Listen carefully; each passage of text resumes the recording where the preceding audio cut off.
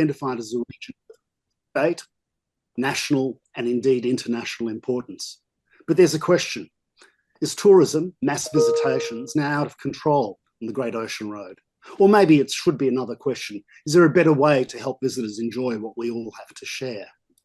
So the Great Ocean Road Network has invited internationally recognised speakers and public agencies responsible for tourism planning in our area to share their insights, discuss their plans, and to open up for discussion around these topics in this 5-part public webinar series. As we all know, tourism's a complex conundrum. It's grown, in particular over the last 5 decades, into a behemoth, a profound landscape-altering, social and environmental landscape-altering force involving the temporary movement of vast numbers of people across our planet. Despite its fragility as a form, it's now a major contributor to many national economies, including Australia's, though its benefits and its impacts are very unevenly dispersed. Its drivers are complicated. We seem to have evolved into a new species, Homo touristicus, which seems to discover its identity and self-worth by taking selfies in strange places. And to do that, it often travels, perhaps migrates in swarms that flatten and fertilise those distant locations. Perhaps it's a mating ritual or reproduction ritual. But with that new species, we'll also find those who are making wonderful binding connections, those who are transformed by their contact with foreign or other cultures, and therefore extend their empathy, often creating enduring links to those once very different humans and other species living at a distance from them. And they take this enriching knowledge home with them. So tourism is a very ambiguous phenomenon. Affluence, restless identity seeking, the globalisation of culture, of social communications, of mass, cheap transport have all facilitated this surge, which has been enhanced and exploited by short-term profit seeking, unrestrained largely, in Australia and overseas. In places, including along the Great Ocean Road, we've seen negative impacts on the cost and availability of affordable rental housing, on basic goods and services, and food. And we're now seeing a backlash against such destructive outcomes in places like Berlin and Paris and Barcelona and Venice, other places overseas, and also it's beginning to happen here. So tourism provokes some increasingly important questions and issues for us to consider, especially regulatory and strategic ones, relating to the right to access public natural landscapes versus the right to privacy, the need to have communities and ecosystems protected and nurtured for future generations, and its proper role in the mix of economic activities. So this series is intended to explore the arguments and options for tourism's transition away from what we see as an unsustainable strip mining industrial model that simply equates success with an increase in numbers of visitors, to something that's more regenerative and resilient, which will enhance our communities and tourist experiences at the same time as it supports the character and cultures of our region.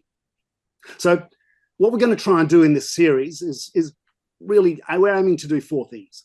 Firstly, to understand the drivers and the pressures that shape and propel industrial or extractive tourism, and to consider the ways in which the current model of tourism, which is that, is impacting the Great Ocean Road region.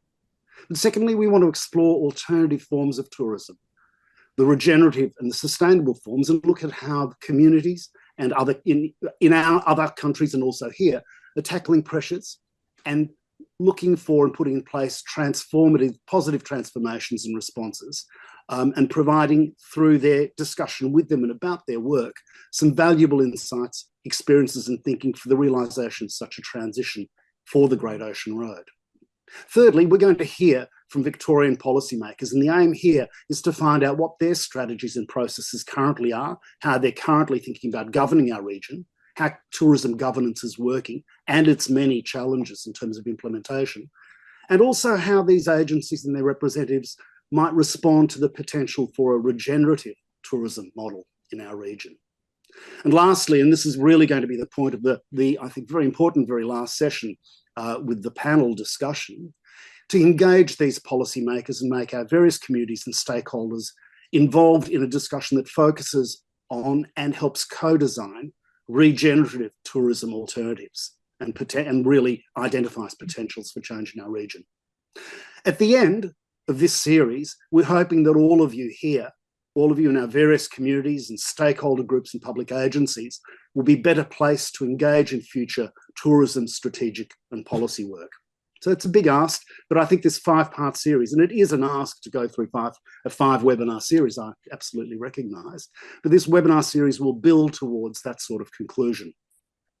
Okay, enough from me. Just 1 or 2 comments on process, if I may. As you know, we have 2 speakers today and 2 next week and in the next session and so on. I'm going to introduce them together. We'll then hear from the speakers, and then following that, we'll have about half an hour of question and answer. If you have a question, could you please put it in the chat function, and we'll be looking at those questions as they come through. I'll be repeating them on screen for whoever it is being addressed to answer them. And lastly, and again, could you please keep your microphones and cameras off during this session? Okay, let me now introduce Anna Pollock and Karina Dicchieri.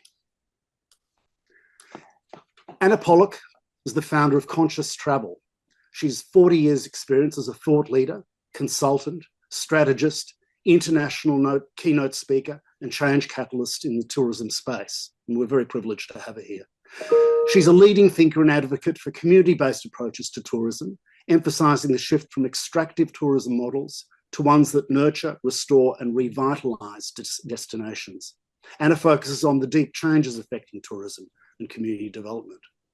She has been widely recognised in this field and recently has delivered keynote addresses on these topics at events organised by the United Nations World Tourism Organization, the Pacific Asia Travel Association, World Indigenous Tourism Alliance, and recently at the World Travel Market. Anna will be followed by Karina Dicchieri, who is known to many of us as the president of the Kennet River Association, which she's been president of the association since March 2019. For those of you who haven't been there, Kennet River on the Great Ocean Road is a fabulous tourism hotspot for day trippers and organised tour groups. She's been an active community advocate for many years and is currently a member of the Community Reference Group for the Geelong City Deal Kennet River Infrastructure Project, hell, that's a mouthful, and a project aimed at improving public infrastructure in the town. She's a strong advocate for a more sustainable model of tourism that minimises the impacts of tourism on community, wildlife and the environment, particularly in her area. So thank you to both of these speakers. Anna, over to you. Well, thank you very much, Peter, and absolutely honoured and thrilled to be able to contribute to this session. As you know, I'm speaking rather late in the evening and from Mexico, and as I do fly out tomorrow, I do hope you'll apologise if when I finish my presentation, I will have to depart. But I'm glad to see everything is being recorded, so I will make certain that I catch up. I would love to participate in the rest of the series. And I really want to congratulate you actually for having the courage to do a multi-series session, because that suggests to me that you really do understand the complexities of this topic, and most importantly, the need to gather as much participation from the folks along the Great Ocean Road, because as will become clear in both my presentation and I'm guaranteed in Diane's presentation next session, community is everything. We're being asked right now at this time in history to take back responsibility for our own lives and our own destiny. And we can only do that together in community. Unfortunately, we've also discovered that the techie guys up there in some cloud somewhere have changed the software, and for some reason or another, I can't drive my slides. Right now, I can't even see them. So I'm wondering just whether there's another button I need to press to do that. There we go. And I think it's Liz who's very kindly going to move the slides along. I've prepared a lot of slides and I have exactly 45 minutes from now.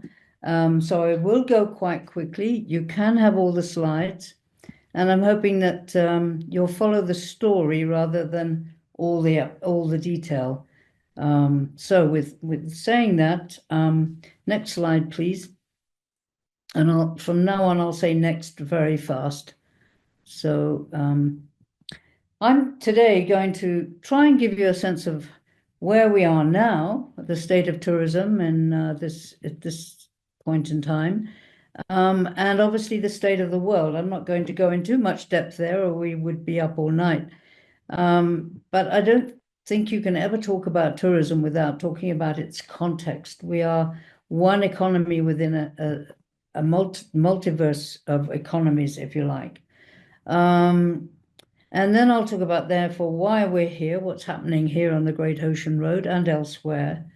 A little bit on asking you the question on where do you wish to go? Because again, going back to my point about community, this is about us deciding who we want to be on this planet, in this place, at this time.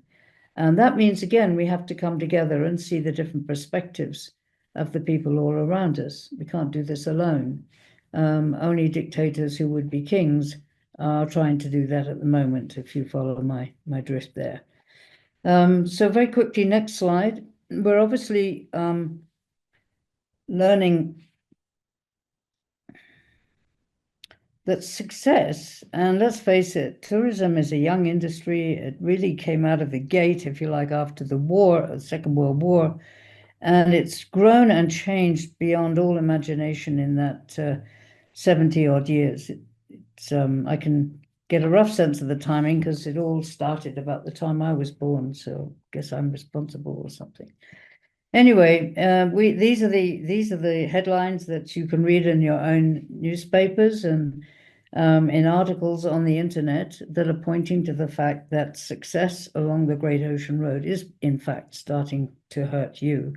I'm not going to go into all the detail, but if we can have the next slide.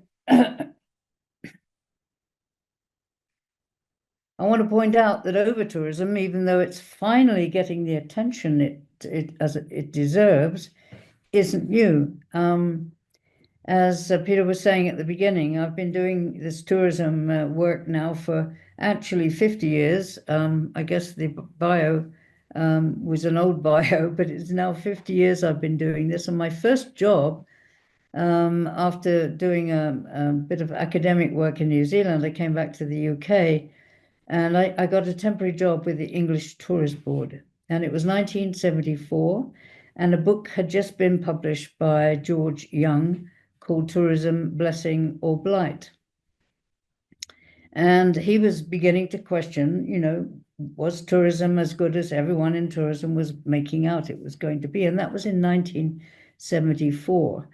And his book was published, and apparently the tourism industry, some officials were asked to comment on it, and they said, well, there's nothing worth reading here. But a guy called Giles Stansfield fortunately did write a review, and I have a copy of this book, which I have not far from my desk now, actually. But just look at the questions he posed back in 1974.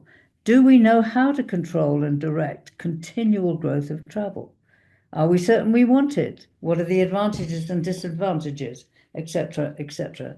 Have a look later at these questions, because as far as I can see, after 50 years, there are vast swathes of our industry that are not yet asking those important questions.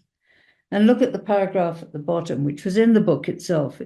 And remember, this is in 1974, when there were something like 25 to 30 million international visitors a year, and we're now over 1.3 billion. As long as the benefits of tourism were praised hard and long, and the not so obvious costs were left hidden, tourism could not really expect to be taken serious at the council tables of government or along academic corridors. Well, now it is taken really seriously by those councils, but they're not necessarily asking enough questions about the costs. Next question, please. Next slide, I mean. So over-tourism is ubiquitous. It's not confined to the Great Ocean Road, and it's spreading. This is on the slide on the left is the congestion on the top of Mount Everest. Just appalls me, that slide. It's just inconceivable, really. The top right, we're looking at the Great Wall of China. The bottom slide is a sort of gathering of Land Rovers circling a group of lions in the Maasai National Park. Next slide, please. I'm sure you've all seen these slides. I'll go through them really quickly. There's Venice there, and the congestion on the water with the gondolas. I had an experience just yesterday morning at dawn, looking at the sunrise on one of the most famous green areas in Mexico City, the Xochimilco Chinampas, these ancient Aztec farms. And the whole view was spoiled by literally 50 people in kayaks, totally unregulated, totally ruining the experience, disturbing the wildlife, and just unregulated. The other pictures are obviously of the Venice Great Grand Canal, and you're much closer to home. Next slide, please. So let's get to the causes of over-tourism. They're nearly always born locally. Again, I'm going to go through this really quickly because I'm looking at the people in the audience for this. This is pretty well known to all of you, and I'd be stating the obvious. But the pain is nearly always borne by people in the host community. People not able to afford local housing, not able to get into their favorite restaurant, having difficulty get to work because of the crowds, etc., etc. But there are so many other negative effects of over-tourism. Next slide, please. I'm going to have to go this really fast. Again, it's not so much the cost that can be measured and analyzed, but it's the emotional pain of seeing your home almost being taken over by strangers. And I do want to say how impressed I was by the article that Suzanne Kavanagh wrote recently on LinkedIn, asking, whether the Great Ocean Road was actually losing its soul. And I think this is an important word, soul, because when it loses its vitality, it loses its spirit. It is actually a spiritual travesty that's taking place. The next two slides very quickly, because all I've done in this presentation here is I want you to have the slides, and I've put links to other sources of information. So the next slide is a link to an excellent video from Responsible Tourism. For those who are not familiar with this phenomenon, where it's happening, and what are the negative side effects of it, or the negative outcomes from it. The next slide is another one which I think is even better video, actually, on the same subject. So I'm not going to go into this in depth. But what I will do, if you go to the next slide, please, is get on to the causes of the problem. Obviously, when tourism took off in the 1950s, it seemed quite benign, if you like, and it wasn't. In fact, as we saw earlier, it took 25 years before some people were beginning to ask questions. But it's primarily down to this growth in demand, which is brought about by growth in populations and rising disposable incomes. And when you look at where we're sitting on the planet right now, despite all of the negative news, if you like, all of the signs of serious breakdown in many, many systems, you only have to look at the populations of China and India and many Asian countries, and the speed with which many of those people are getting the disposable income to travel, that unless there are other major events that will stop that happening, we can see more over-tourism in the future rather than less. And in that time, tourism has begun by the consumer, and that's one of the things I'll be talking about, is we've turned our guests into consumers. They now see almost as this as a sign that they've made a certain status, and that they have a right to travel. And it all comes up out of this extractive mindset that we'll be talking about more sooner or later. We're all aware of the impact of the social media And as demand grows and is catered to, there's more competition. And ironically, it ends up resulting in cheaper travel in many cases. And that means that the net benefit of tourism actually goes down at the same time that the volume is going up.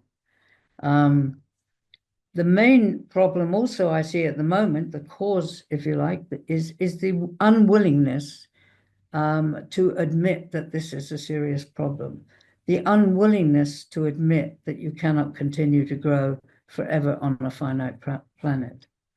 And this is the mindset we'll be talking about again, that a destination is another commodity with resources to be extracted.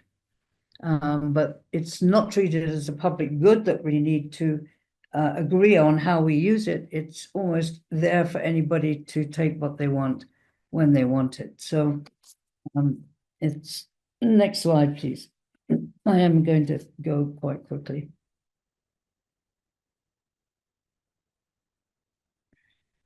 So again, we've seen the big growth curves from 25 million in 1950 to 1.4 billion in 2024. What's driving this?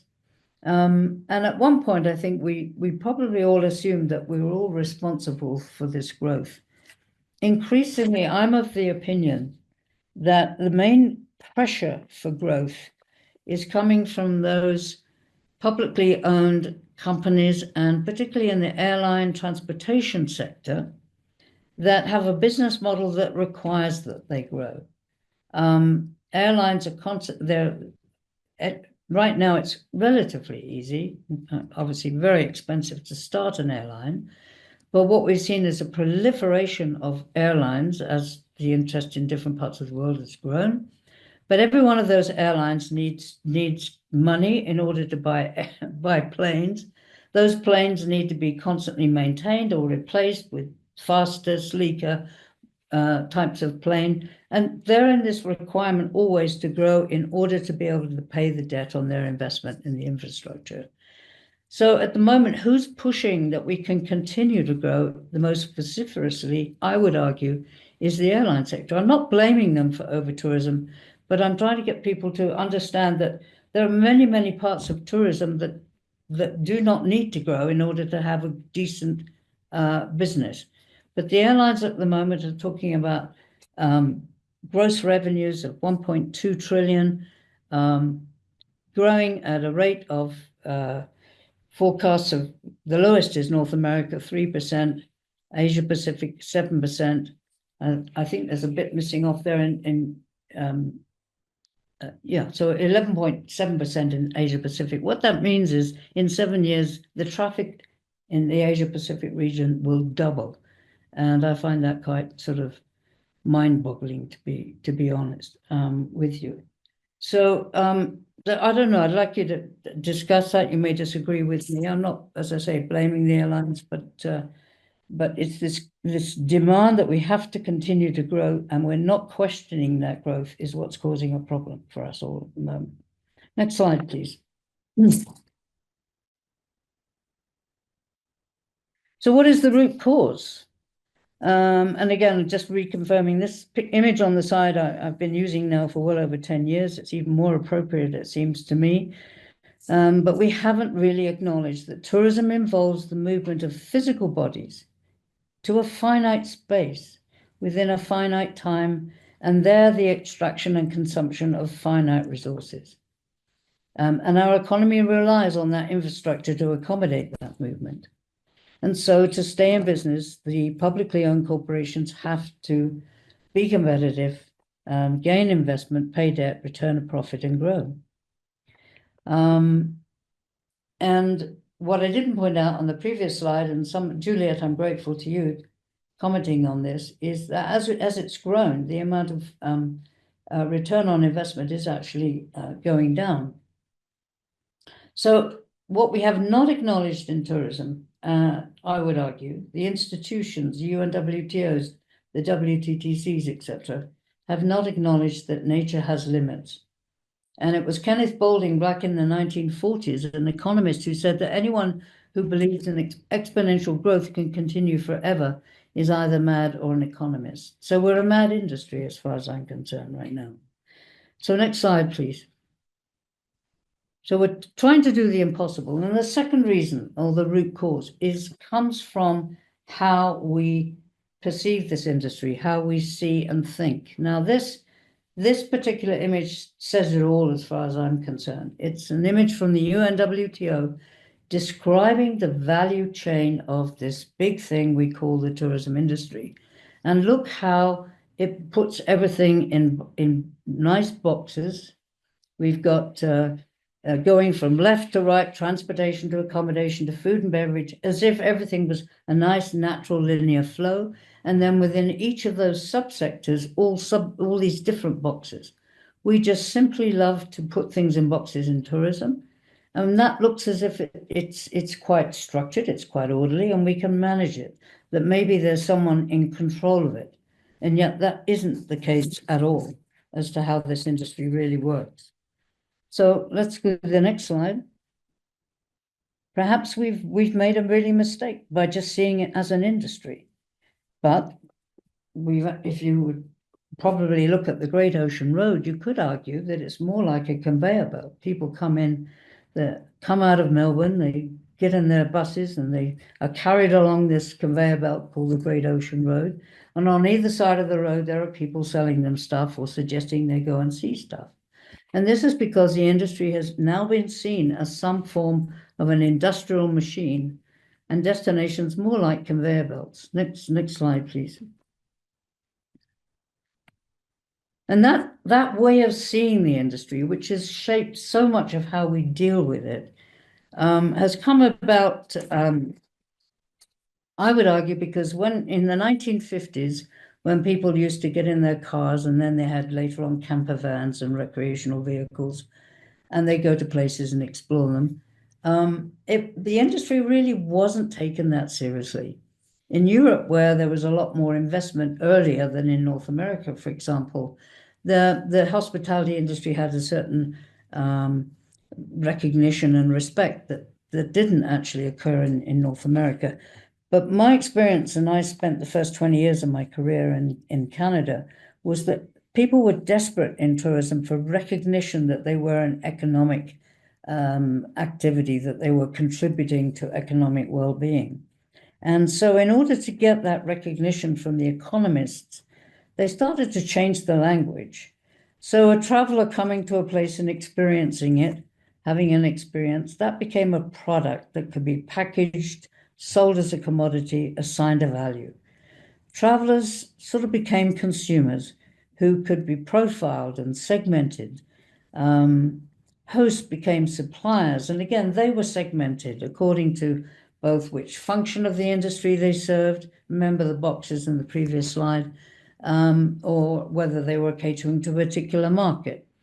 So now we've got adventure travel, we've got cultural travel, we've got creative travel, we've got so many different types of travel. We could have Scrabble travel, I'm sure. But it's an obsession with defining and segmenting and separating. And so you're beginning to see now how our minds work, or they've been trained to work. So travel agents became retailers, tour operators became wholesalers, and places became destinations, as I said, structures like conveyor belts. The next slide, please. The whole purpose was getting legitimacy. Now, in that 50 years that I've been working, I've seen that the industry, and this is a very, very crude and oversimplification, but it's as if we have two kinds of tourism operating on the planet at the moment. One is the big industrial machine, where size matters, scale matters, geographical spread matters. It's very extractive of energy, water, and emissions. We see standardization there. Look at Starbucks, one cafe that then went global with thousands of outlets. They even had one in Bali when I was there in the 1980s.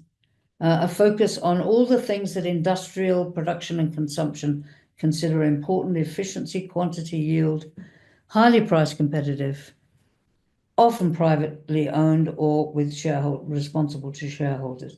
That is the big industrial machine, and I would argue an awful lot of the policy stuff that's discussed, mostly at the international level, is catering to or looking at tourism through that lens of that big industrial machine.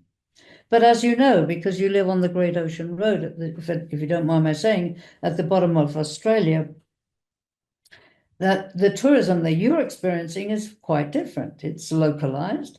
It tends to be smaller, independent operators. They are part of a community. I noticed in your marketing literature, there's a lot of distinction made between the different places along the road. There's more of a desire, I would suggest, to focus on the quality of the experience. It doesn't require suddenly becoming an international chain to be successful. I'm sure an awful lot of the owners, and many of you maybe in the audience, want a decent living. You want to be able to pay your taxes and have something left over, and you want to pass it on perhaps to some other member of your family. So that actually accounts in terms of numbers of enterprises of well over 95 to 98% of what tourism is really all about. And yet we've got this big industrial machine that we've looked at before that is just operating on a completely different set of rules, as it were. Next slide, please.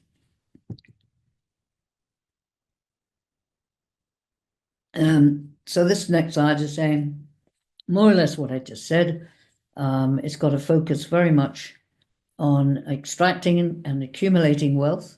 It's the capitalist neoliberal system, if you want me to use those terms, or if you think they're appropriate. As far as the politicians in particularly are concerned, it's about generating foreign exchange from outside the area. And again, it's light because it creates lots of jobs and it contributes to GDP. We're very proud of the fact that internationally tourism contributes 10% to the gross domestic product. So far, I mean, one of the reasons it's very hard to stop this juggernaut is that it does those things, and politicians need those things to get elected. So, and we often start to talk about how tourism is now a force for good, and in some respects this is true. It does in fact help pay for things like environmental conservation, cultural preservation, and so on. But these are secondary benefits. So let's go to the next slide, please. And I'm going through this really fast. I hope you don't mind. Now, we've only very, very recently has this economic engine actually begun to count the costs of it. As I said, we came out of the gate in the 1950s. It wasn't until 2015 that there was a comprehensive statement or picture painted of just what all the costs might be. There wasn't enough data to put numbers against this, but this was the Travel Foundation's book, The Invisible Burden, that came out there. And again, I've given you a link to their own video for those people that are new to this industry. But they're still not able to tell you what the net benefit is. In other words, after take the volume and the spending, but what the net benefit is and where that money goes to. This is this concept of leakage. An awful lot of people come into the Great Ocean Road. They're sitting on buses. They may be the buses providing them with lunch, and they've had a great experience. But a very small percentage of that income has come into your communities, and yet you are still having to bear the costs. You know, the parking costs, the road improvement costs, the sanitation costs for all the people that stop to be serviced, as it were, and this is often a problem that is overlooked simply because we've become enamored with the volume. Next slide, I mean, please. I'm not used to doing this way, so I hope you'll forgive me for this. Now, there are definitely steps that can be taken to manage this growth that you're experiencing now. I think you're up to 6 million visitors. You could, for example, as a group, for all the municipalities along the road decide to collaborate, you could theoretically limit the number of day trip buses. You could have a requirement for people to pre-purchase parking permits if they were driving their own car or even have a quota there where you had to book. You could have heavy fines for trespass and nuisance, for example. Those are all things that are now being discussed in different places. But to do that, as I indicated, you have to now come together as communities and say, what is it we want for ourselves and our guests in the future? You have to get high levels of coordination across different departments, not just the tourism department, for example. And community support is absolutely vital. I put a cryptic note at the end, don't wait until the stoning starts, only because if you go back to Tourism, Blessing or Blight, when Sir George Young wrote that book that I mentioned at the beginning, we actually had village people in the villages around Stonehenge throwing stones at the buses as they came to see the bigger stones. We don't want that to happen. But I want you, and I and my colleague, particularly Diane Drage, and I want you to go so much deeper than this, because if you only see it as a problem to be fixed, you're going to find maybe a few years down the road, another bigger problem starts to occur that you hadn't anticipated. So the rest of this presentation is going to take you into that deeper stuff.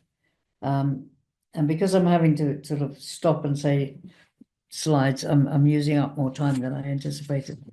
All right, so let's go now a little deeper. And really put tourism now into the context of the times we live in. This starts to get serious because it's a very important thing to be aware of. Because it's shaping our responses and the options that we're going to have available to us going forward. The times that we're living in have been described as the great unraveling. And I think every one of you aware of all the changes that have happened literally within the last 4 weeks in international news, in both politically, economically, and all of the things that have been happening environmentally, would understand why the authors of this particular book called it The Great Unraveling. But before we go any further, I want you to notice one thing here, and that is look at these separate titles. There's 11 items there. Now, this is no disrespect to the authors of the book. They actually have a very good sense of how they interact. But the reality is the way we deal with each of those so-called problems, and they are problems, is we separate them. And again, this is a theme that will come back during the course of my presentation, and I'm sure with Diane, is that we've been trained to separate ourselves from each other, from the environment. We've been trained to define things, which means confine things in boxes. And it's that way of thinking that is the reason that we have the problems we have. Over-tourism is not just about too many people in a limited space. It's about why we allowed that to happen in the first place. Next slide, please. So they're not just many crises. We are now living in what's called a polycrisis. This is an economist saying there's no single cause nor a single fix. And he just seems to think he's not sure that, but he says we might just get through. I don't find that very comforting. Next slide, please. But I don't think it's a polycrisis, which is many crises interacting one with each other, causing unexpected outcomes as a result of that intermingling, interdependence, interaction. But it's actually, again, a meta-crisis that goes even deeper. And a meta-crisis is something that calls for a metamorphosis. And again, this concept is really strange to people. We cannot continue to just tinker at the edges of problems, fix problems with the same kind of thinking that created the problem in the first place. What we're really up against right now, and particularly in tourism, is we have to change the system itself. We have to change our way of thinking. Next slide, please. And if you want an understanding of why we have to do this and the difficulty of doing it, this is a study from the Travel Foundation again, looking at tourism in 2030 and beyond. The green lines going all the way up in the normal climbing are the volumes anticipated in visitors traveling, but the red line is what we have to reduce our emissions to. The big question mark says basically we're suffering from what the psychologists would call cognitive dissonance, because we seem to be able to, if you read the travel trade press, quite happily talk about, we're excited because tourism is growing at 10, 15%, and that's the green line going up. And no one is talking about how we're ever going to reach what we need to reach in terms of emissions reduction on the bottom. Next slide, please. So again, what we need to be thinking about is the system itself and the system in which we're embedded. And there are a few people doing that, trying to do that. Mr. Guterres of the United Nations has been screaming this whenever he can, that we have to change course now. We have to go beyond just measuring our success by gross domestic product and shift to a different kind of economy. I don't think even that is going to be enough, but let's go to the next slide and we'll see why. Because at the moment, we're still responding. If you look at it, the iceberg, we're looking at the surface of the iceberg, the people, the parts, I should say, that are visible. We're not paying enough attention, and I'm taking you down the iceberg into some of these deeper patterns and trends that are causing us to have over-tourism and overdevelopment, overconsumption, and all of these symptoms of environmental distress and failure. We have to go deeper now, look at this very system that created that, and deeper still, and look at the root cause. That's why there's a tree on the other side of the diagram, to look at what are the assumptions that we're making every day about how the world works that might be leading us seriously into trouble. Next slide, please. And I'm sure every one of you have heard this quote, and I use it in most of my presentations, because Albert Einstein basically said it all. I'm at slide 27. We could have just had this one slide up, perhaps, and it would be enough. But I ask you to go back and consider this. And that is because of the way we're thinking, we're getting ourselves into the problems we're experiencing. Another wonderful man, Fritjof Capra, a mentor of mine, who is a science writer, but really has done more than anyone to communicate to the general public what living systems are all about. He says the same. It's a crisis in how we see the world. Next slide, please. And this was echoed by another great scientist and ecologist called Gregory Bateson, who said the fundamental problems we're all experiencing at the moment is we are not thinking and not behaving the way nature works. And that's what's getting into problem, because we are nature, and yet we've been assuming something else. We need to change the way people think. And if you go to the next slide, you'll see a word that is getting now into the lexicon. People are using it more often, and that is this serious sounding word called paradigm. Now, a paradigm, there are it's similar in meaning to the idea of a mindset, although again, mindset is often overused. It's like, we can change our mindset and say we're going to lose weight and think positively, for example. This is much, much deeper than that. It's the way we collectively see the world. And as Donella Meadows, who did so much work to help us understand how systems work, has said about a paradigm, it's so intrinsic to our mental process that you're hardly aware of its existence until you try to communicate with someone who has a different paradigm. Now, the paradigm I'm holding is that we are living beings living on a living earth, that we are, as I said before, There are limits to how many of us can cram into one room, one house, one planet, without there being, some kind of feedback, negative feedback or negative effects of that. In other words, there are limits.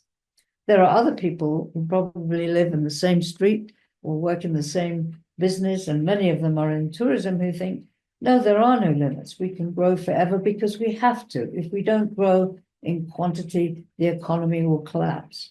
That's a very different, coming from a very, very different paradigm. So next slide, please. Paradigm is simply this, a set of lenses with which we see the world. And next slide, please. When we change our paradigms, everything changes. And that's why I say in many of the writings that I put out a few years ago, the most important thing is we have to wake up to understand how do we see how the world works? What is our understanding? And the other thing that's exciting living at this time in history is that nearly all of the things that we were taught growing up, if you're my age anyway, that were based on physical, biological sciences are now proven to be upside down and false. So even the scientists are having to see the world fundamentally differently than they did 100 years ago or 200 years ago. So wake up and question, what is it I'm seeing and why am I seeing that? And is it real? Or what is my reality and how does my reality different to yours? And once we do that, we're starting to grow up then and take responsibility for how we are in the world, our being in the world. And many people would argue that humanity is in a state of very late adolescence. And I would agree with that. And I think in some respects, tourism is coming along a little behind. So when we start to grow up and are conscious of what we're thinking about, then we can make wiser decisions. Then we can step up into action and into doing. But again, what we find is most people want to rush to doing without understanding why they're doing something. So we can go to the next slide.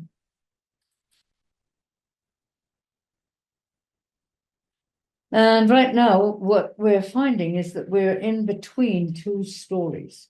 An old story, which is driving our economy.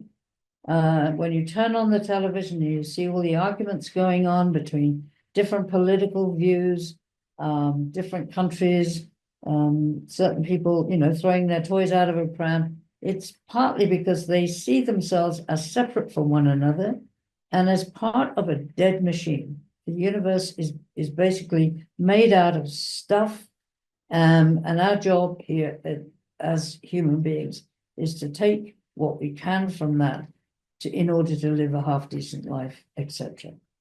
All of our science now, that's becoming more public, but our science is basically saying, modern science is saying, no, actually, there is no hard reality out there. It's all energy, it's all vibration, and it's all connected, and all life is connected. So we're living on one complete living planet.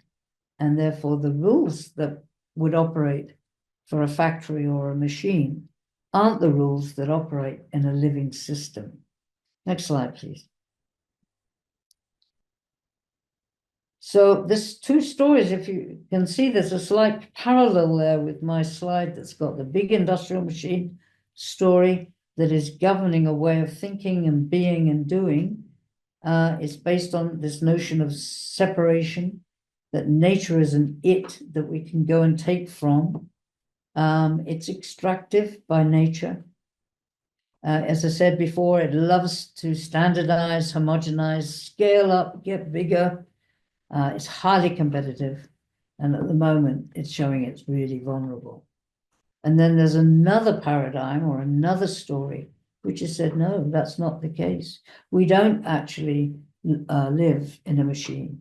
We live in something like a forest of multiple species of life, all interacting, interdependent, creating conditions for life to thrive, where the success is not more, it's value, it's quality, it's well-being, it's health. It's not competition. It's a forest survives because all of those species in that forest are in a constant state of exchange, back and forth, reciprocal giving and receiving. And it's that makes them resilient, adaptable, and evolving. So we're in between two stories. Next slide. And thank you. If you're still with me, that's wonderful. If you've gone to make a cup of coffee, that's probably okay too, because I'm throwing an awful lot of stuff at you. But I want you to understand that over-tourism and the Great Ocean Road situation that you're challenged by is part of this fundamental shift that's taking place between a dominant system of extraction and growth and a new emergent system of which is based on a very different set of natural principles of how life works. That's the emergent system. And we're right now in the middle. If we had a chance to talk about this at greater length, we could talk about where each of us is in that particular map, if you like, of change. But if you think it's chaotic, if you think it's difficult to grasp at some time, you're completely right. This is about the most turbulent period of history that any one of us could have chosen to live in. It's exciting, but it's also, this is really big stuff. Now let's bring it down to grounded just a little bit to something more familiar to you. Let's now come back to tourism and see where we fit in this switch between stories. With the next slide, please. As I've mentioned, essentially, we're going from one way of working in the world together on the planet Earth with an extractive model of extracting wealth, generating stuff, consuming stuff, wasting stuff, and this cycle going on and on and on, into one that is going to be generative and healthy in its outcome. And in tourism, I think you've even seen this, that we've gone from let's grow to oops, oh, maybe we've got a problem. We've got congestion on the Costa del Sol.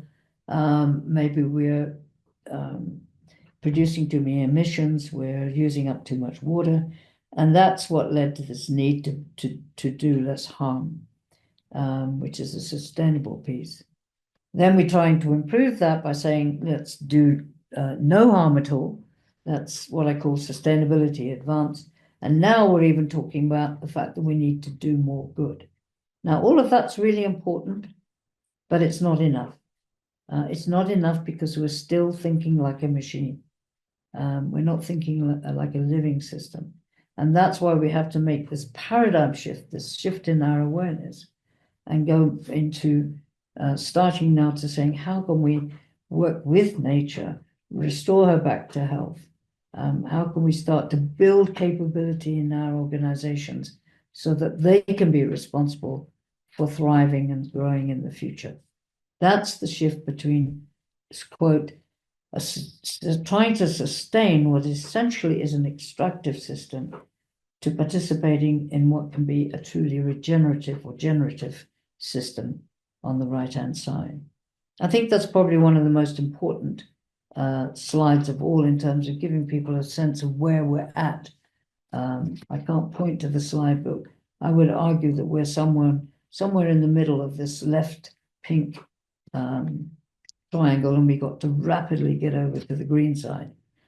So this is where regeneration fits, and I know that I've only got, I think, 2 more minutes left. So I do apologize. I've seriously miscalculated. I probably got carried away with my thinking. But if we could go fast forward now, I might have you fast forward 2 or 3 slides so that I can bring this to a conclusion and keep you on time. But the change that we have to go back, just one, sorry. I know whoever is doing the slides, you can see how many more I could give you. What does this change involve? And what do I hope that as part of this series, you'd be willing to give some serious consideration to? First of all, it's changing this way of thinking. Instead of seeing the Great Ocean Road as part of a conveyor belt on which certain parties are extracting value and other parties are feeling that they're being extracted, they're being used, they're not, this is not working for them, to start seeing yourself as, how I would put it, more like the gems along a necklace, for example. Each community is being different, but how can you now start to see where you fit along that road, what you want as a community to share with visitors, in what way? In other words, you start to set the pattern for behavior, and you don't have to be simply extracted from. But that will require really rethinking the purpose. And now I'm talking to the tourism and hospitality people. What is the purpose of our work? Is it simply to make money and make money, more money next year, to grow, to expand, to have more outlets? Or is it actually to help this community, this business, your workers, your people start to truly flourish? And this will mean that we cannot do this in isolation anymore. The hospitality sector is dependent on the health and well-being of the whole community. And that applies to every sector, actually. So we have to start breaking out of these tourism silos. But we do have to now start also looking around us in the places that we're living and say, who is this place? What is its potential? What do we think we want to become? How can we develop the capability of people here in this place, to look after it, to steward it, but also to be responsible for making the kind of difficult decisions that have to be made, but doing that together. And that requires, again, a lot of skills that we don't have necessarily developed because we've been behaving in this very separate kind of way.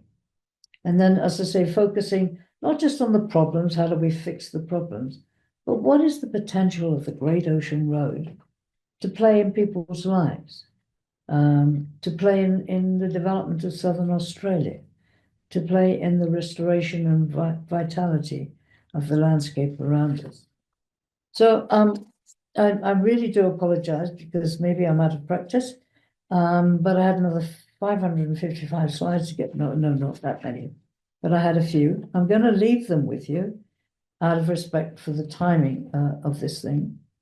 I know that next session, my good friend and colleague, Diane, who's been working in this field, especially from a community planning perspective, far longer than me, will be able to take some of this lofty thinking and translate it more effectively into, how do we make some of these changes?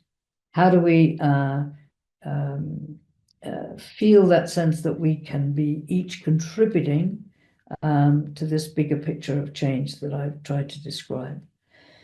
So I'm actually going to, with Peter's permission here, I think, suggest I end at that point and ask you to then maybe, on your own time, you'll have all the slides. You can have a look at the next ones. I see Suzanne is asking a question. How do we change this mindset? And so I will try and just answer that, because the first thing is you have to know that we need to do this. So the first thing is to really come together and have a session saying, let's talk about each other. How do we think the world works? What are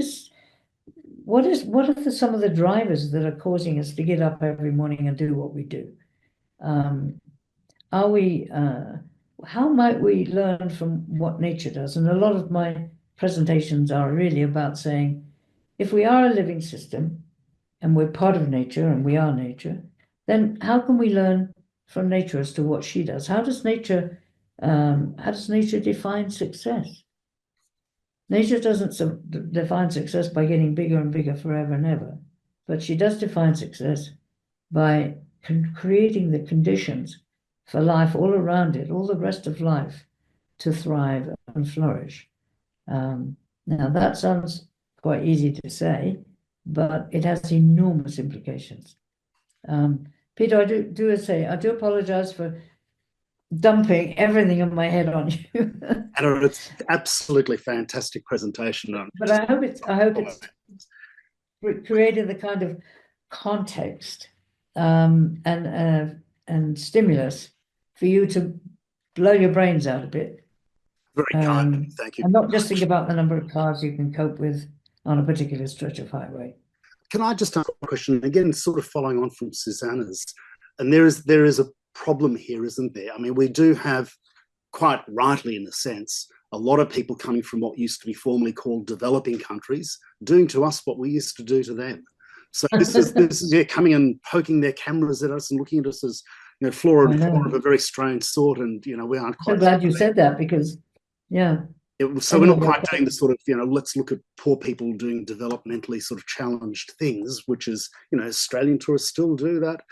So there's a question in there, which is about, if you're going to have mindful and purposeful tourism, where do you have the education occurring? So what you've focused on is at our end, which is more, as much as anything, regulatory, but there is still this massive pent-up demand of people in formerly developing countries, now quite developed, wealthy people in those countries, wanting to emulate what we've been doing for the last 50 or 60 years in very developed countries. How do we work with that dichotomy? And what would Australia's role be, let alone the Great Ocean Road's role be in that? Well, I think education is the right word. I think we have to educate ourselves enormously. And I do appreciate you raising the point that we complain about, people from certain Asian countries coming in their buses. And we have to acknowledge that it's part of this decolonizing our minds, isn't it? That we were the colonizers who did that before, and we did it a lot less pleasantly. So but we're now beginning to realize that we're living on one planet. My feeling is that it's a balance. It's looking at this big picture, but at the same time, we come together, and I think where the shift is taking place is there's a recognition that we each have a responsibility to look after the places where we live. So we need to come to understand what, can't just complain about the buses, but what is this ecology? Who else is suffering as a result of all this activity? What species are being threatened? Are we taking care of our need for water? Are we preventing the fires, etc.? But to start moving away from this, just leaving it up to some government to sort it, but to say, how do we sort some of these things together? And that means we have to come together in community. That means we have to come to know each other. So this is even before anything else happened. But at the same time, when it comes to a situation like, where you've got such traffic pressure, which is doing physical damage, I think you're going to have to look at some management techniques that say we can only handle X number of visitors.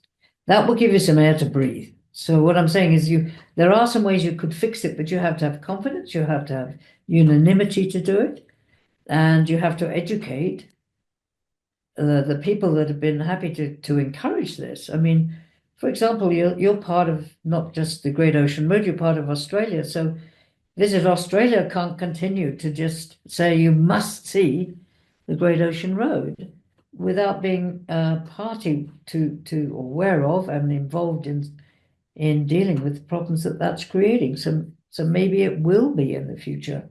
We can only handle X number of buses that start to talk about instead of people. What's the difference between this and a cruise ship?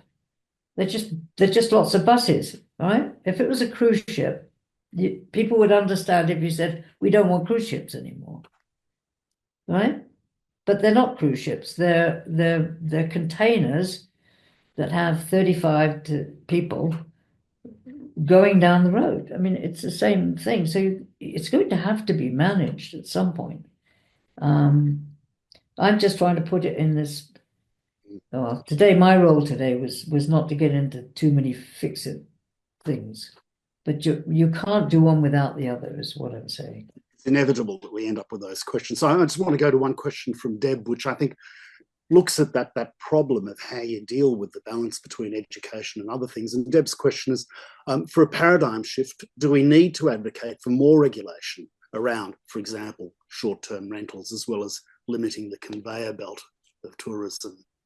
What do we do within the regulatory landscape, and how do we actually convince regulators to regulate if that's where we want to go? Well, I think, yeah, I mean, I think you have to ask the people, the politicians that are so happy to have this and say this is a sign of success. They're the ones that need to be educated that only on the surface is it successful. Because no one is adequately counting the cost. So the politicians, I think, are the ones that we have to. But it comes back to this notion of we are the community. What do we want to share and how much? I mean, there are all kinds of consultants working in Asia right now with communities saying you have a right to determine how many people come to your village. Well, what's the difference? The problem is there's this assumption that we have to do this for the economics. But if you're not counting the economics correctly, and you're thinking in a very narrow, not holistic way, you're only looking at economics, but you're not looking at community well-being, community safety, you're not looking at environmental health and vitality, you're not looking at the mental health of people. All of these things, the economics sucks. It's not the right economics. So I know I feel a bit bad because I've given you the really big picture, but it's the context in which you look at these individual issues. We need a day, maybe a week, to get to the bottom of this. And you've got a series. I think we'd like to have you back. I will listen in for the rest of it. Don't worry. Everyone needs to pay attention to the fact that Anna is, I think it's 10 past midnight for you at the moment.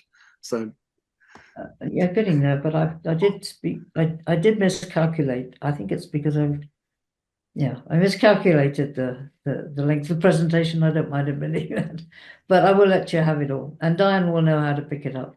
Can I just throw in one more question? We've changed things around a little bit in terms of how we're running this to accommodate the time problem. You said early on, you talked about the sort of secondary benefits and so on of tourism, the possibility of environmental and social improvement if money and resources are properly allocated. But of course, the impacts, environmental impacts and social impacts, can take quite some time to manifest. So the money is coming in, and of course, governments and tourism companies are addicted to that particular immediate sugar hit of revenue. How do you sort of factor in the need to account for, if you're talking about net benefit, the longer term impacts or the longer term benefits? There seems to be a disjuncture between the two things happening there. Well, there is, because there's no doubt about that. Right, I feel very strongly that the hospitality sector can play a much more generative contribution to the health and well-being of places than it has done perhaps in the past, because it's rooted in the place. It can be convening meeting. It could be really playing an important role of bringing people together, because that's what it does. It brings strangers together. It also has a role in terms of health and well-being of its guests, but also of its employees and of the places where it exists. So I know this is a separate issue, maybe not relevant to the Great Ocean Road, but in many parts of the world, that the physical landscape is being destroyed. It's being degraded because of this pressure for food, etc. And I'm suggesting that the hospitality sector could be playing a role in helping farmers make the transition to more organic practices, making sure the food that they're buying is nutritious, educating their people. I was in a hotel in Ixtapa that has Mexican families. It's an all-inclusive. I mean, it was noisy, it was, loud, exciting, and kids in the pool. And they were actually had a little museum they called the SDG Museum. And they had wonderful competitions for the kids to help them understand how to eat more healthily, how to behave in a hotel, not to use plastic straws, all those kind of things. They were actually becoming educators. You might argue, well, that's very superficial, but it showed good intent. It's just one little idea you wouldn't have expected to find. I don't know if that answers your question. Anna, I'm mindful of the time, and we really should get on to. Yeah, and I'm taking up the other. You're very generous. If you want to stay around to the I end. don't think I'd like to, but I hope you'll forgive me for not being a little bit more concise in my thinking today. But it's all there, so. It was wonderful, and everyone's comments are showing that as well. Right. So thank you so much. All right. I can hear the applause. Karina, please. As you all know, Karina is very important in the Kennet River community, and has been a long-term activist in progressing some very important initiatives and also stopping some very difficult initiatives that have come her way. Karina, over to you. Thank you, Peter. I'll just share my screen so that I can start the presentation. Okay. So thanks everybody for having me to speak today. I'm going to talk about the situation in Kennet River, which I guess is just one example of the situation we find ourselves in on the Great Ocean Road. So just for those people who don't know, Kennet River is located halfway between Lorne and Apollo Bay, and we're around 2.5 hours from Melbourne. We're a really small township, and we're surrounded by the Great Otway National Park, as you can see in the inset photo on the top left. Kennet River is located within the Colac Otway Shire, and there are various land managers. So there's the Shire, there's the Great Ocean Road Coast and Parks Authority, known as GORCAPA, Parks Victoria, the Department of Environment, DECA, and the Department of Transport and Planning, which looks after the Great Ocean Road itself. There's around 160 houses in Kennet, mainly holiday homes, and at the moment we've got a permanent population of around 50 residents, so a really small township. There's a caravan park, which is run by GORCAPA, and there's a general store. So why do people visit Kennet River? Well, they come for the koalas. Kennet River has become known as a place where you can come and see wildlife, in particular koalas. It's known for a place to come and see the beautiful bird life, and historically to feed birds. It's known for its surf, and it's also known for its pristine natural environment and for the serenity. And all of these experiences are free. So what does tourism look like? So sometimes it looks like this. With small numbers of people walking along the river in a calm fashion, or maybe, slightly larger groups walking along the nature walk. But sometimes it looks like this. So large numbers of buses, cars, people, congestion, chaos, you might say. I'll just flick through these quite quickly, but this just gives you an idea of what a town with only 50 residents might be dealing with on a day-to-day basis. The top picture shows people standing on the Great Ocean Road itself, which is a really busy road, and the bottom picture shows a number of coaches parked around the central area of Kennet River, and the general store is in the background. And then these photos depict what used to be a very common practice of feeding birds, and luckily we have managed to put somewhat of an end to that, although it hasn't completely stopped, but it has been curbed to a fairly significant extent. So is this type of tourism a problem? Well, yes, it is, but why is it a problem? So there are environmental impacts, and I guess it's fair to say that we don't yet know the full extent of the environmental impacts. So there's impacts on the bird life, there's impacts on the wildlife, impacts on flora, and potentially also impacts on our river itself, because water from the river is extracted for use in the caravan park and the future public toilet block. So we're not really yet sure what the impact on that river's ecosystem is. There's also loss of community amenity. So it's quite common in Kennet River for visitors to trespass on private property. So to go into people's yards, into their driveway, even in some cases onto their decks. So in some cases, I suppose people might see Kennet River itself as like a wildlife park. Not many people have fences, so it does kind of seem like you're free to roam wherever you want to go. And there are some real cultural barriers with people perhaps not understanding the kind of the barriers that we understand to be in place about going onto other people's properties. The photos I showed in the previous slides obviously depict some issues around pedestrian and traffic safety. And really, in many instances, what we're seeing is a really poor tourism experience for the people that come visit. There's conflict and disharmony, so conflict and disharmony between the community and visitors, and also conflict within the community itself.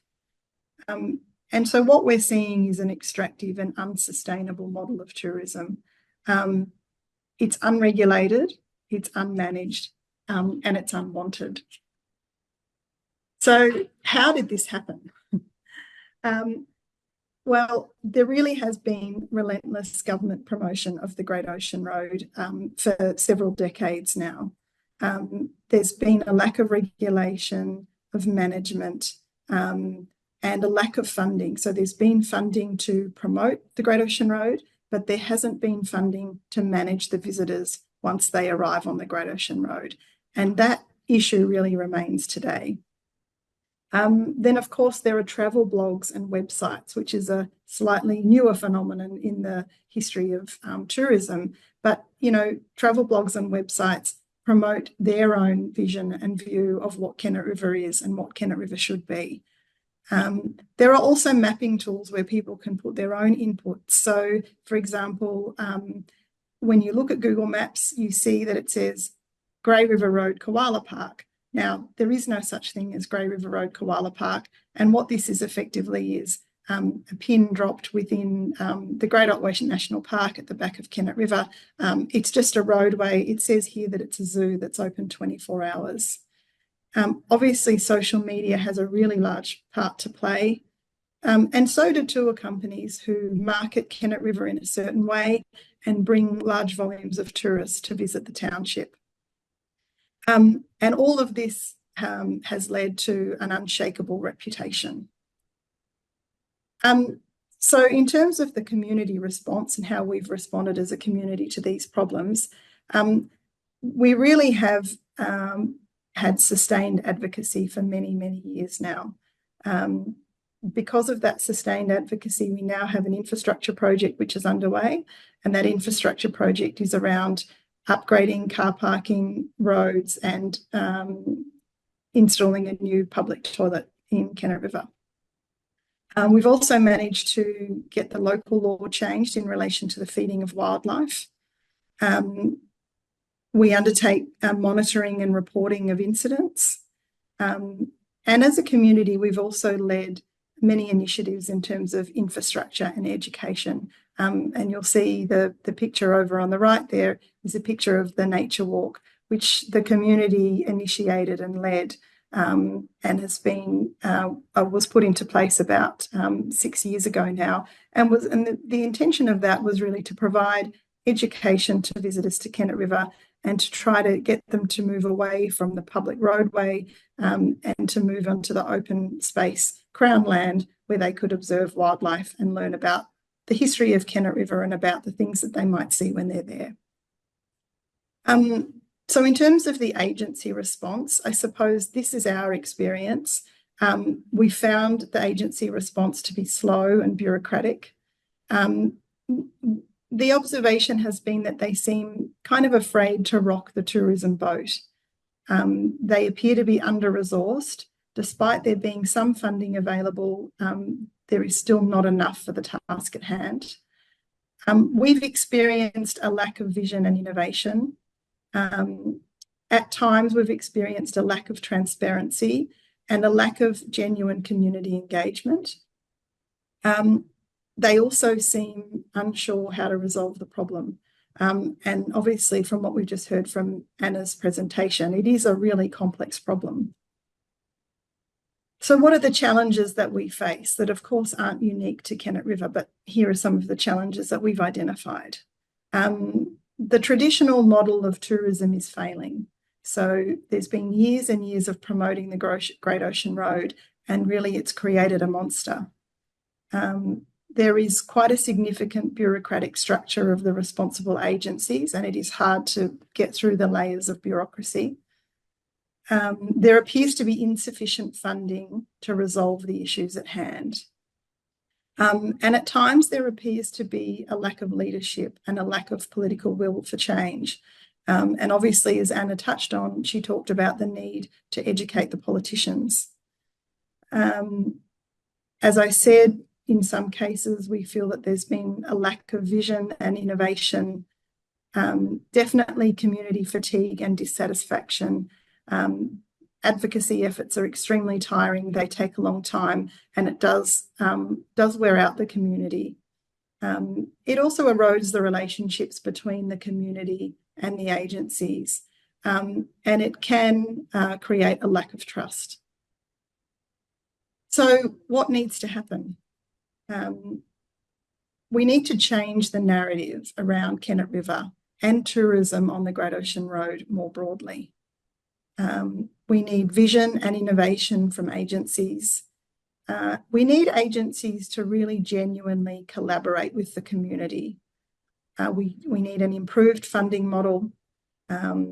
We need to increase the resources for management of tourism. We've done a lot of promoting over the years, but now we really need to put our resources into infrastructure and personnel on the ground to manage the infrastructure. And we need education, regulation, and enforcement. And if these things don't happen, then we're just going to continue to experience the extractive and unsustainable tourism model that we have now. We can do better, and we must do better. And we really hope that change is just around the corner. Thank you. That's it for me. Terrific. Thank you so much, Karina.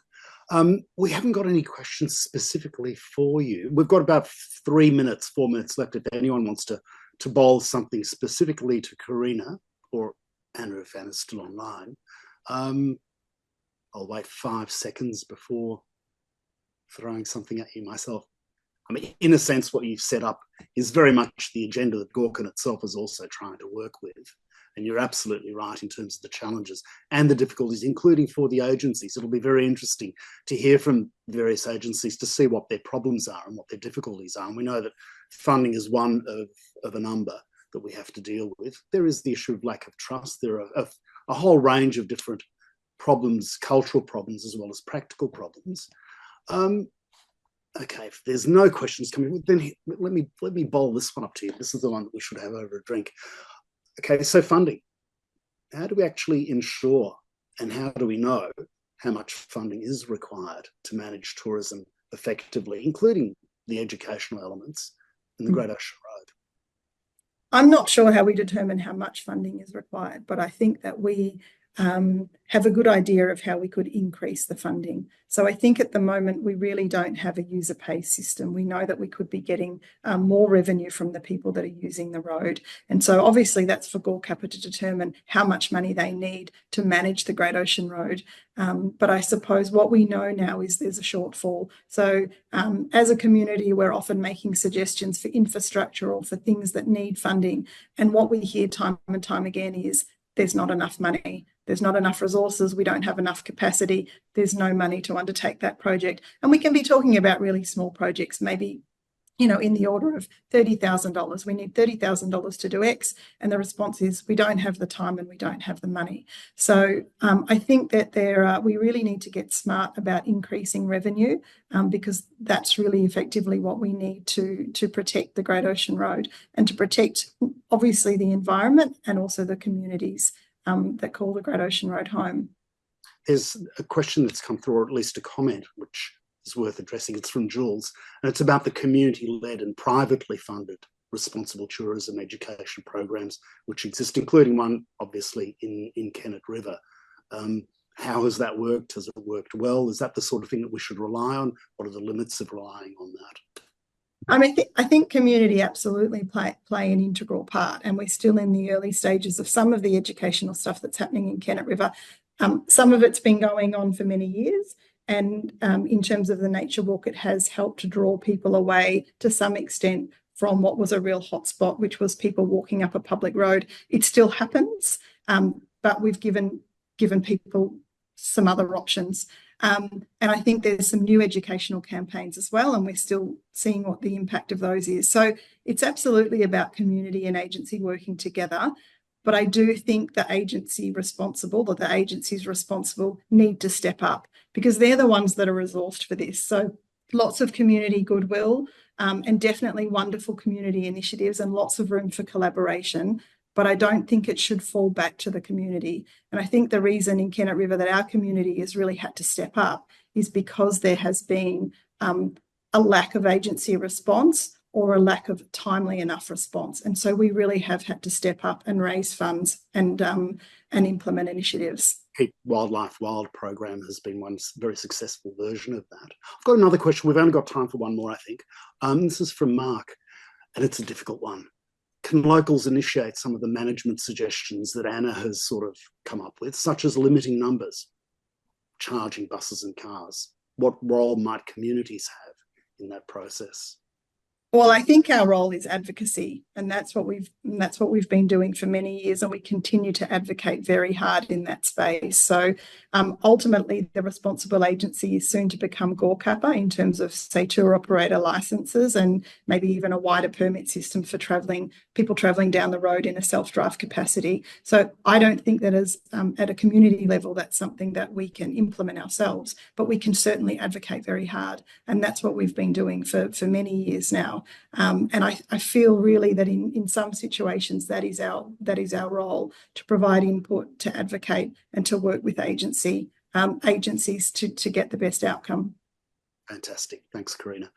Sadly, we've run out of time. I want to thank on our behalf, as in those who've been listening to these two fantastic presentations, Anna and Karina, for an extraordinary sort of insight into a range of questions and issues we're going to have to grapple with and will grapple with for the next 4 webinars as well.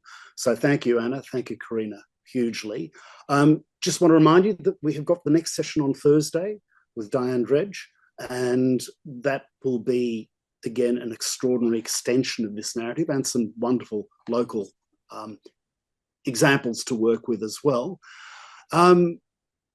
In terms of administrivia, unfortunately, you will be aware from an email that I sent around that we had a block in the Eventbrite system. So no more than 100 people were able to see this. Terrific that you've been able to. What's been recorded is going to be put online as quickly as possible. I'll talk to the two presenters about whether they want to share their slides directly or whether we include them simply in part of the presentation. But I look forward to seeing you all on Thursday. Thank you all. See ya.